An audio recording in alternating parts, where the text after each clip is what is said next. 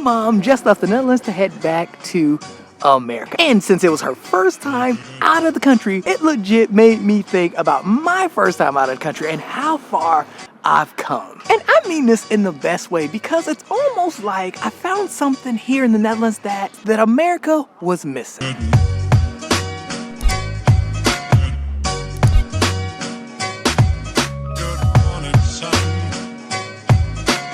And now, as usual, this is not a diss track towards anybody, any Americans. This ain't a diss track. But if you do have something to say or you disagree with what I say, pull up in the comments after you hit that subscribe button.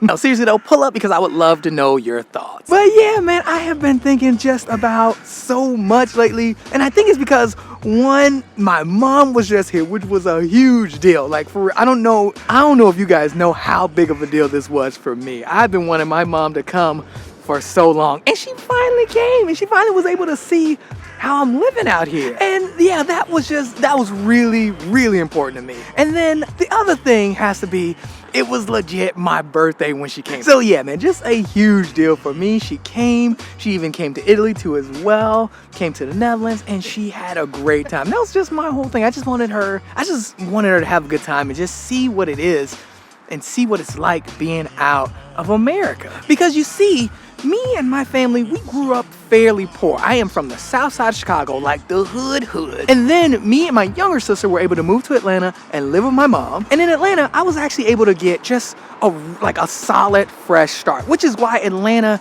Georgia is actually really special to me. It's always gonna be special to me. And in Atlanta, I worked extremely hard. I worked hard to finish high school. I worked hard to finish college. And while I was in high school and college, I worked multiple jobs while I was struggling to finish like high school and college. Like, I was working at a movie theater, I worked at Best Buy, I also taught gymnastics, and at one point I even had another job where I was delivering newspapers, and I almost forgot about this, but I had another job where I was delivering newspapers really stupid early. I think it was like at 5 in the morning, and I would do that because I needed to get a car. I was saving up to get a car. And now while I was in college, I was able to cut back on work a bit, and I went from having like 3 jobs to like having 2 jobs, coaching gymnastics and actually being a segment producer for a show called 411 The Show in Atlanta. This was actually what I wanted to do. This was what I was like aspiring to doing as my career. I wanted to work in television. I wanted to produce shows with the hopes of finishing college and moving to LA to actually start my career in television over there. But throughout that whole journey of being in Chicago and Atlanta, I realized there was 2 ways I was losing myself. 1, from being harassed and mistreated, and then 2, from just constantly identifying myself with my job. And it's weird because it's almost like the 2 were working together, because it got to a point where I was like, my job was the most important thing to me. It was the top priority over anything else. And it's almost like the way I was treating was just pushing me more towards that train of thought of my job is everything. And I don't know, something made me think about this, because when my mom was here and we were in Italy, we were sitting down having lunch and we were talking, and it made me think about how my mom, yes, she made mistakes, but she did everything right.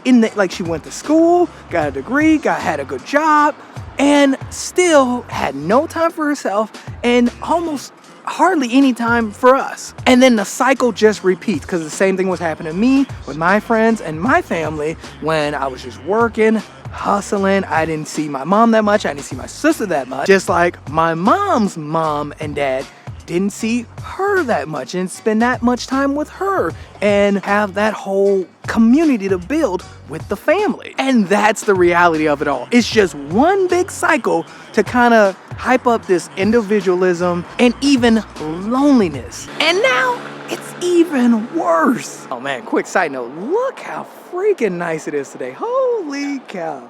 Dang, look at that shot. Look over there too. Dang, man, I completely overdressed again. Y'all, it was so cold this morning, and then now it's like lunchtime. It's like 1 o'clock, and I'm like sweating.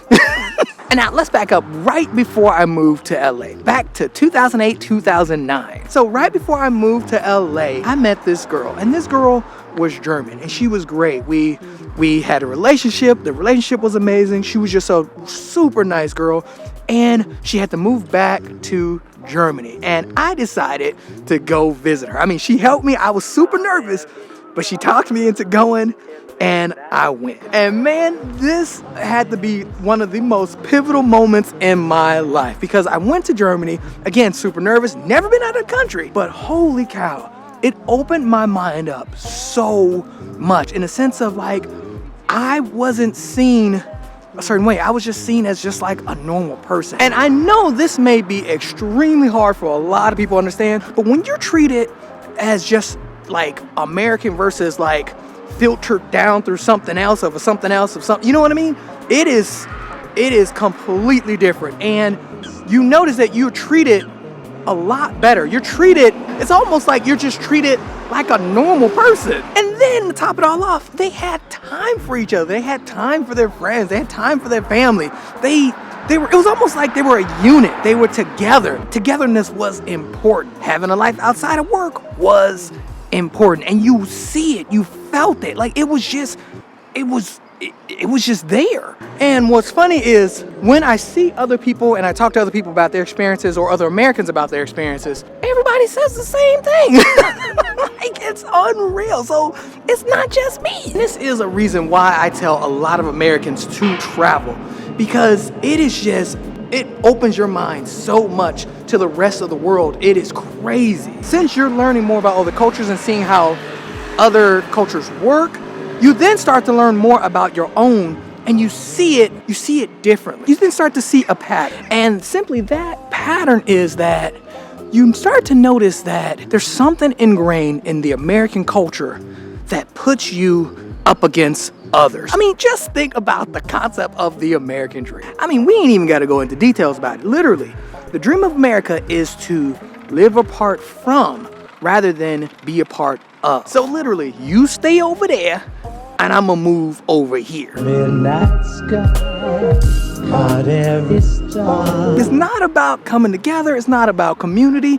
It's to get away from other people that are different. Get away from people who maybe can't get what you can get, or get away from people who look a certain way or from a certain area. And you know what? Matter of fact, Dave Chappelle said it the best in one of his comedy specials. He basically said that China will always win because everybody in America is divided and isolated, while everybody in China is Chinese. And now, yeah, this was just like a comedy special, but there's a lot of truth to it, like for real. And that's something that, again, America just lacks that whole community, that whole togetherness. Like, it lacks all of that, because even systematically, right? In other countries, when they ask for your nationality, they're asking for the country that you're from. You're American, right?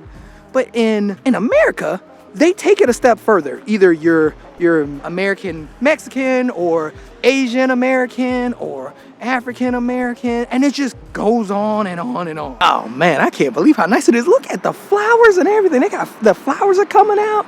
Man, it is so nice. But dang, I am like super hot. God dang, I'm hot. Burning up in this jacket. In midnight sky. Oh man, that guy had a Michigan shirt on. And exactly how you're just classified in these like certain categories, that's how everything operates. So there is no togetherness. There's no one unit.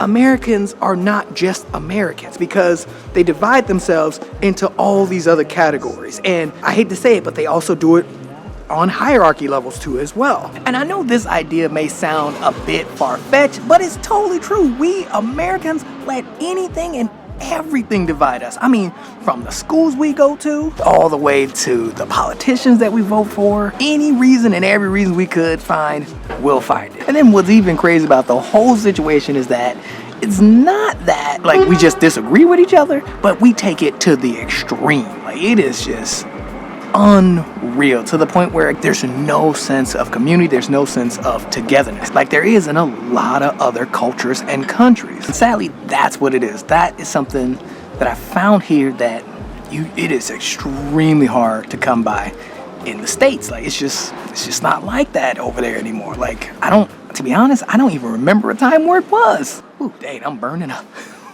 Oh gosh, I'm hot. I took that jacket off. God dang, I was burning up. But yeah, I will say it's just not like that here. I mean, I've been living here 4 years, And it is just not like that. Like, it doesn't matter what job you're doing, how much money you make, the car you drive, the schools you go to, who you vote for. You just don't see that kind of division here. And it's like freaking mind-blowing, especially coming from like somebody like me who grew up the way that I grew up. And so seeing just how people get along here and how the family, everything's about family and time with family and friends and kids and all these things. It's really something special, and there's something that's just magical about it in the air. Even when you don't hear the words "I love you" often, I mentioned this in the last video. You don't hear those words often, but you feel it in it, like almost everywhere you go around here.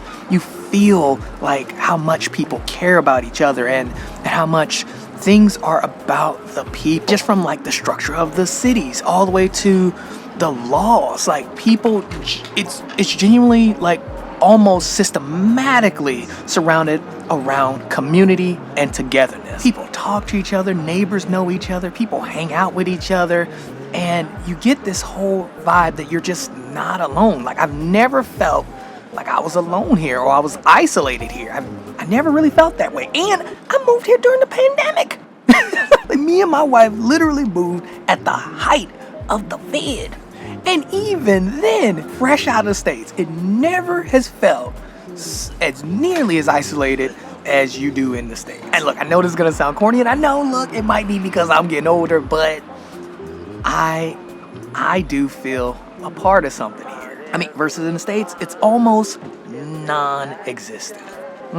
Side note, this is a really good cappuccino. oh, wait, hold on, I got you pimping. Hold on. Y'all, come on, focus on it. There you go. Y'all want that cookie? Go ahead and get down that cookie. I got you, pimp. Go ahead. Caught every star in the midnight sky. You know times I have died. Okay, now, so if you couldn't tell, my mom has left already. And I remember the first video I made with her in it, a lot of people were saying, oh, you should take her here and take her there. But some of y'all don't understand is they don't get that kind of time off. It ain't like over here. Like, they just don't. And that's a perfect example. She's been saving up these vacation days for a while, and still she wasn't here that long. And yeah, that's a bit sad. But at the same time, though, she really, really enjoyed her time. She loved it. And that made me so happy.